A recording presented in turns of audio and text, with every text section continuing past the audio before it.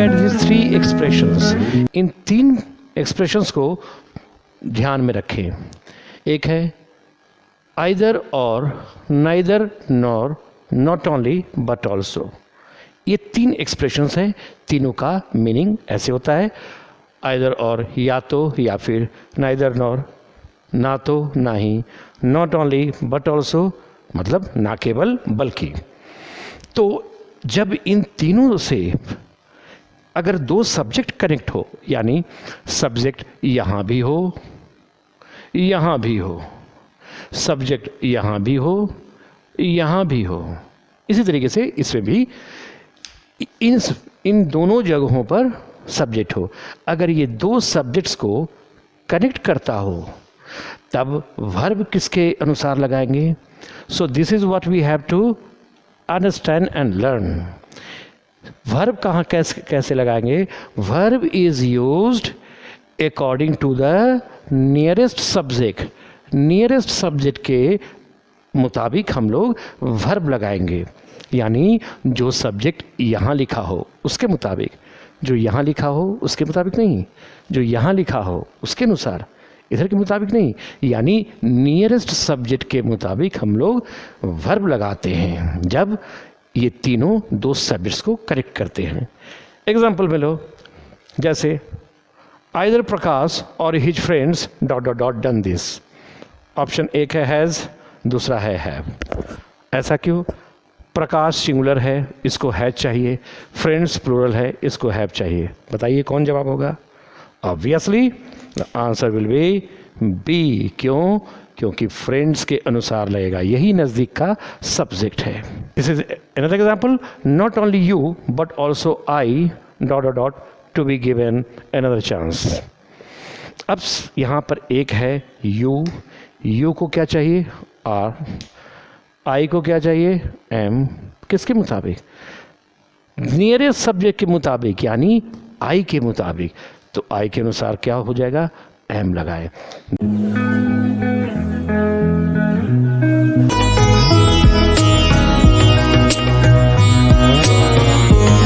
Move on and let's see what the next point says.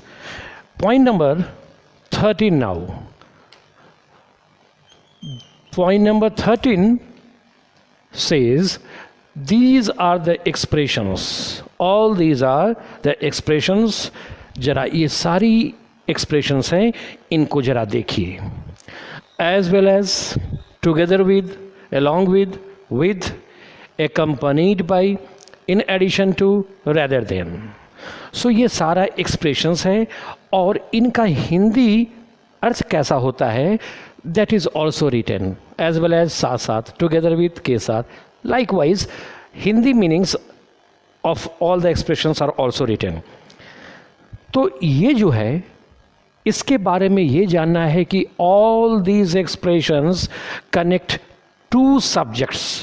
ये सारा expressions दो subjects को कनेक्ट करता है, यानी सब्जेक्ट एक यहाँ होगा, फिर एज वेल एज के बाद एक और सब्जेक्ट होगा, इस सब्जेक्ट यहाँ भी होगा, टुगेदर विद के बाद यहाँ भी सब्जेक्ट होगा। इन द सेम वे हर में यहाँ भी सब्जेक्ट यहाँ भी सब्जेक्ट, सब में। अब जब दोनों सब्जेक्ट्स अगर डिफरेंट पर्सन्स में हो, नंबर में हो, तो फिर वर्ब कैसे लगाएंगे।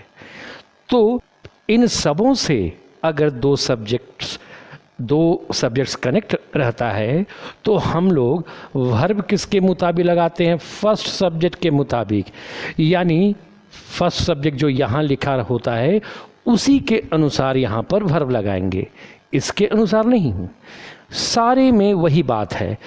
तो एक एग्जाम्पल से समझें, जैसे एक क्वेश्चन है, Prachi together with her friends dot dot dot coming. अब इसमें पढ़कर देखिए और क्या होगा। Prachi together with her friends is होगा या आ होगा। तो ध्यान से देखो, ये टुगेदर विद है, टुगेदर विद दो सब्जेक्ट को कनेक्ट करता है, एक यहाँ सब्जेक्ट है या यहाँ सब्जेक्ट है।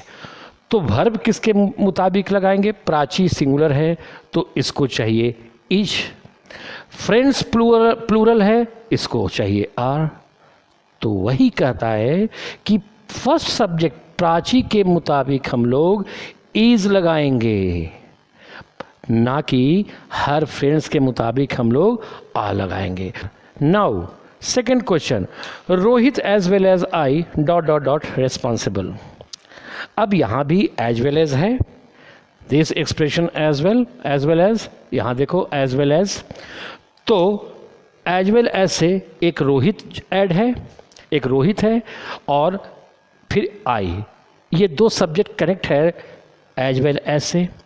तो अब वर्ब रोहित के अनुसार या आई के अनुसार लगाएंगे। This is what we have to know through this rule.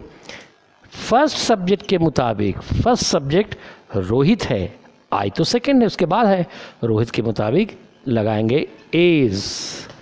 तो इसका the answer of this question will be is. Rohit as well as I is responsible. It sounds a little peculiar that we are using is with I, है ना। तो ये but the rule says first subject के मुताबिक, सो ध्यान में रखना है, वो पिक्यूलियर या कुछ भी लगे। They rather than my brother dot dot dot ready for this. Now once again, rather than के बजाय रेदर देन से यहाँ भी सब्जेक्ट, यहाँ भी सब्जेक्ट। तो देखो यहाँ भी सब्जेक्ट है और यहाँ भी सब्जेक्ट है, but as per the rule we shall use V1 verb according to the first subject they. It means यहाँ डाल दो आर, यानी answer will be are. They rather than my brother are ready for this. मेरे भाई, वे लोग, मेरे भाई के बजाय वे लोग इसके लिए तैयार हैं। तो इस तरीके से हम लोग को ये बात सीखना है।